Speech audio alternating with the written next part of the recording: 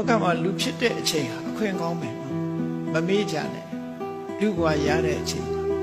ဟိုကိစ္စဒီကိစ္စမအားသေးဘူးဆိုပြီးတော့ကုသိုလ်ကောင်းမှုလုပ်ဖို့ရမေ့မနေကြလူဘဝဟာကုသိုလ်လုပ်ဖို့ရအခွင့်ကောင်းကြီးလို့ဒီလိုပြော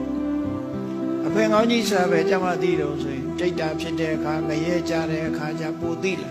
နတ်ပြည်ရောက်တဲ့အခါသိလူဘဝဟာတကယ်ကိုကုသိုလ်ကောင်းမှုလုပ်ဖို့အခွင့်ကောင်း